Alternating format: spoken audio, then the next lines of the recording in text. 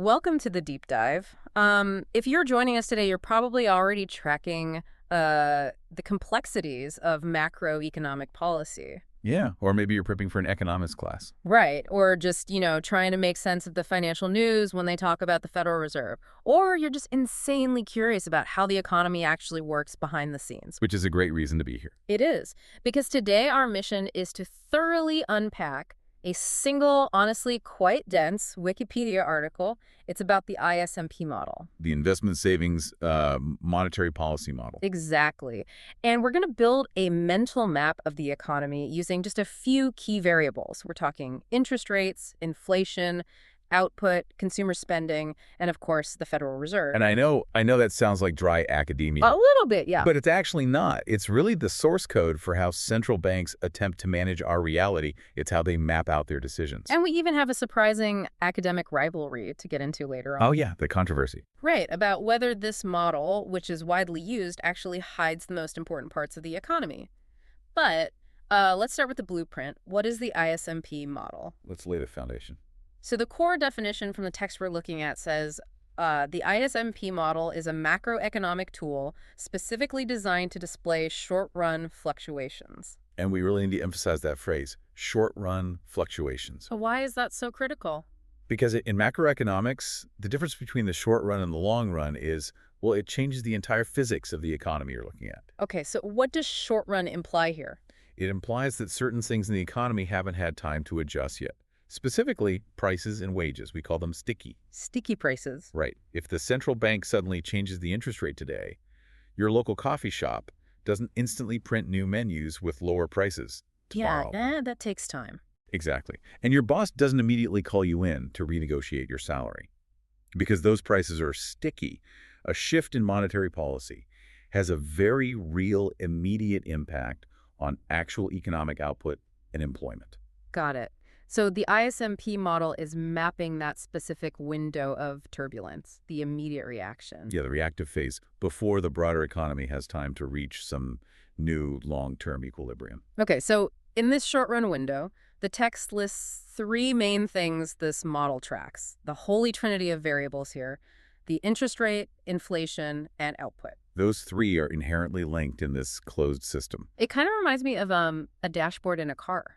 How so? Like if you change one dial, say you tweak the monetary policy dial, it automatically forces the needles to move on the other gauges, like inflation and output. You can't just change one thing in isolation. That is a perfect analogy. It's a highly interconnected machine, and to understand the whole machine, we really have to look at the individual gears first. Let's do that. Let's look at the first gear, the MP curve. The Federal Reserve's main lever. Right. MP stands for monetary policy.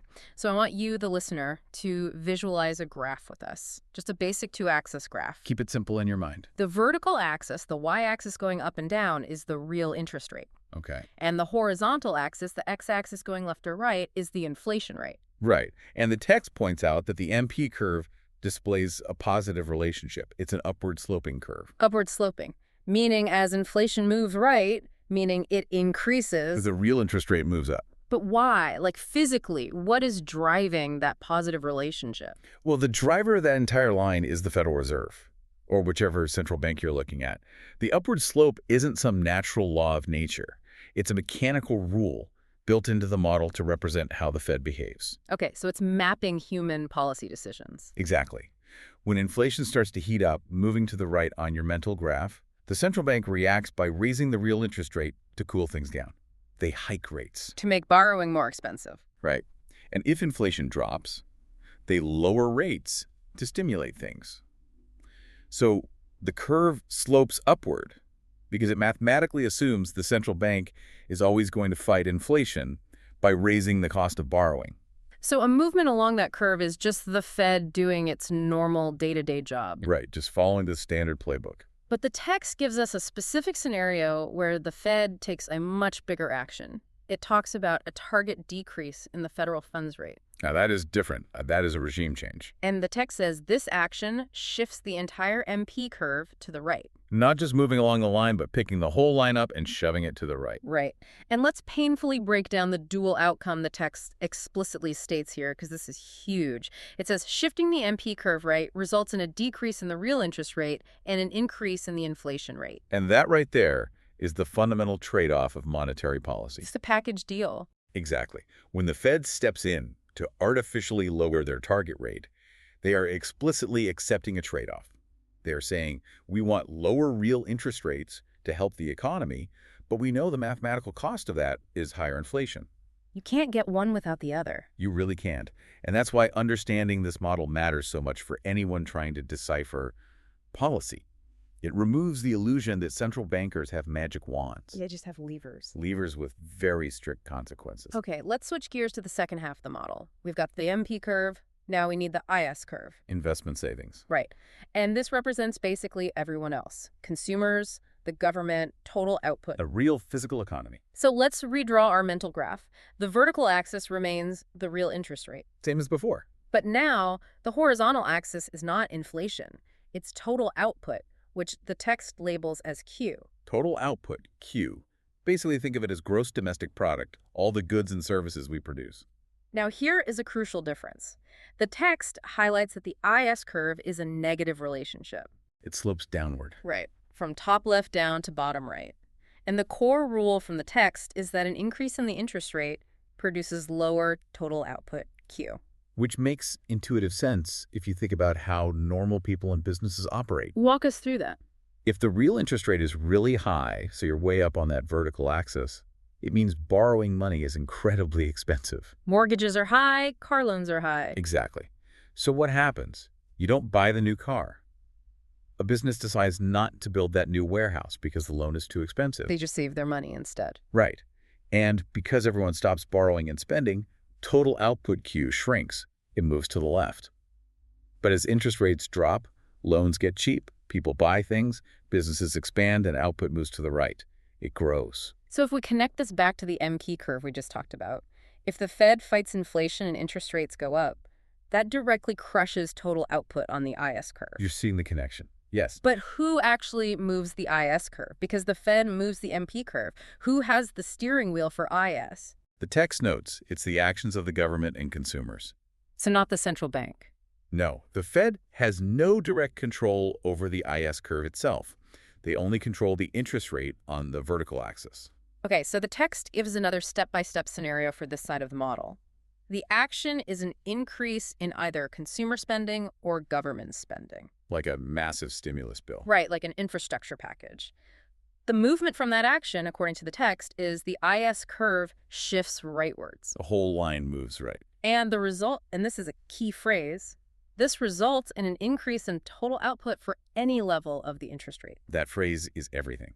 For any level of the interest rate. Meaning the government can just brute force economic growth, even if borrowing is expensive. Precisely. If the government just dumps $1 trillion into building roads and bridges, that directly injects demand into the system. It doesn't matter if the interest rate is high or low at that exact moment. That sheer volume of spending forces total output, Q, to expand outward. So summarizing this, the Fed controls the MP curve. You, the consumer, and the government, you control the IS curve. That's the setup. So let's crash them together. Section 4, analyzing the intersection. The chain reaction. This is where the model actually comes alive. We bring both curves onto the same graph. Where they cross is the current state of the economy. And the text has a very specific analysis example that I want to walk through, like, really slowly. Like economic dominoes falling. Let's do it. Okay, domino 1, a lowering of the federal funds target. The central bankers make their decision. Domino 2, the MP curve shifts to the right. The policy takes effect on the graph. Domino 3, we get a lower interest rate and higher inflation. The mechanical trade-off we discussed. Yep. The cost of borrowing drops. And here is domino 4, the crossover. The text says this newly lowered interest rate causes a downward movement along the IS curve. Notice it says a movement along the curve, not a shift of the curve. Right. And this was kind of an aha moment for me reading this, because the output of the MP curve, that new lower interest rate, it literally becomes the input for the IS curve. Yes, it's a handoff. Yeah. The central bank did their part. They lowered the rate. Now the consumers and the businesses react to that new low rate. They slide down their existing demand curve. Because debt is cheap again. Exactly. And that leads to the final domino. Domino 5, output increases. The grand finale. The elegant machine at work. The Fed pulls a lever in a boardroom which manipulates the MP curve, which lowers the interest rate, which slides down the consumer and government the IS curve, ultimately resulting in a boom in total output, Q. It's honestly beautiful when you lay it out like that. It's a very satisfying tool for economists to use. It maps cause and effects so cleanly. But it wasn't always the standard tool, was it? No, not at all. Yeah, the text introduces an older model, the predecessor. It's called the ISLM model. The classic ISLM. Okay. If you took econ a few decades ago, this is what you lived and breathed. So defining ISLM, the text notes it describes equilibrium in two markets, the commodity market and the money market. Right. The IS part is the exact same. Investment savings, the commodity market, the real economy. But the LM part is different. LM stands for liquidity preference and money supply. So why do we have ISMP now? The text specifically calls ISMP an upgraded version. What was wrong with the old one? Well, the text says the upgrade better reflects the impact of monetary policy and the central bank's role in managing the economy. Meaning the central banks changed how they operate in the real world. Exactly.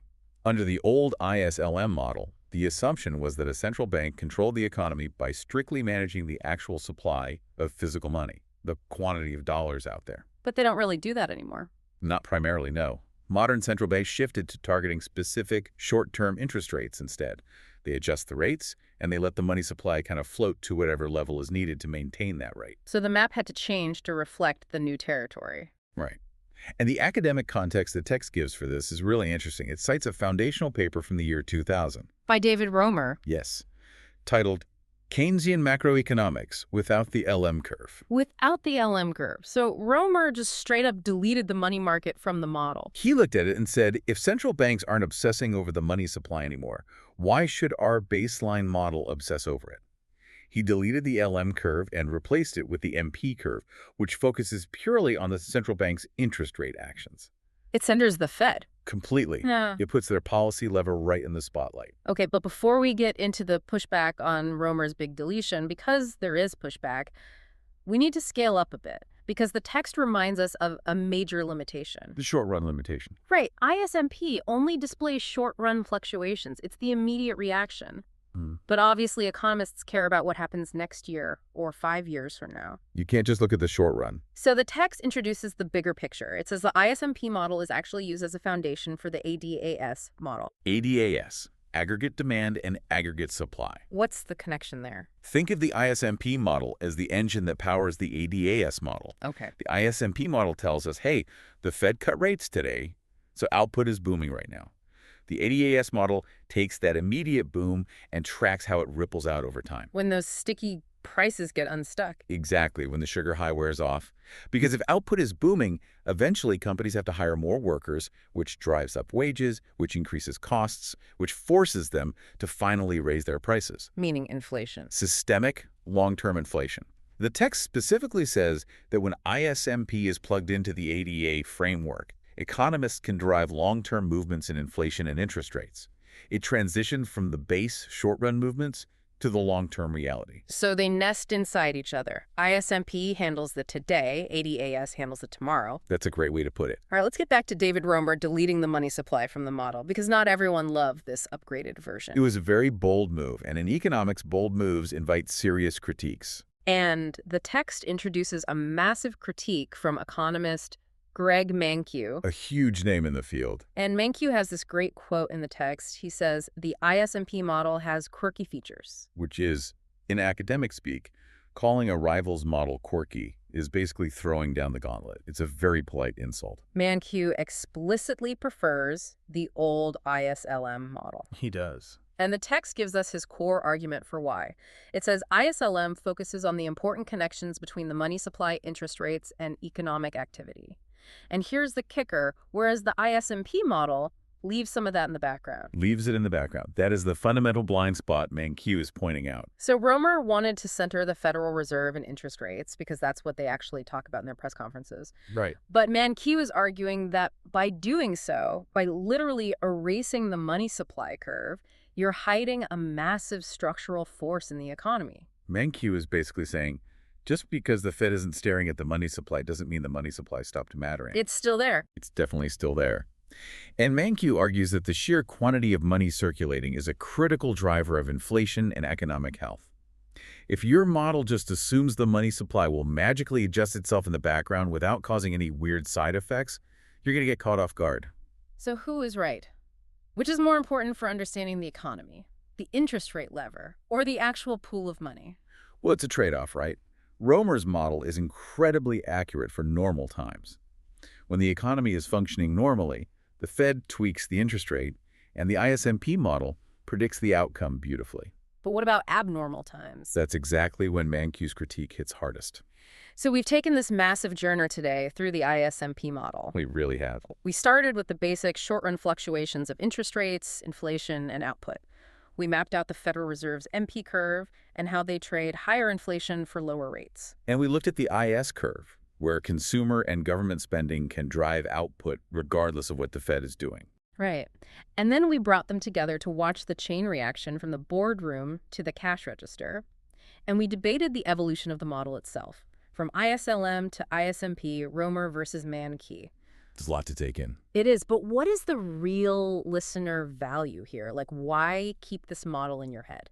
The value is that the next time you hear a news report saying the central bank is lowering interest rates, you aren't just hearing abstract financial jargon anymore. Right, you have the blueprint. You possess the exact mental blueprint. You can visualize the MP curve shifting right.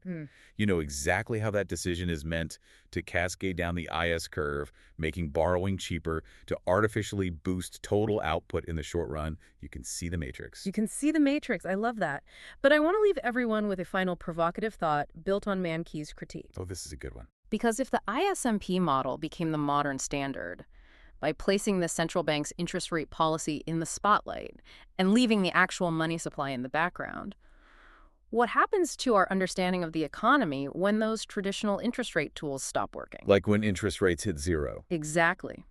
When rates hit zero and the central bank resorts to just printing trillions of dollars quantitative easing, suddenly the money supply is the only thing that matters. But our modern model left that in the background. Right. Are we relying on a map that is fundamentally blind to the very money supply we ignored?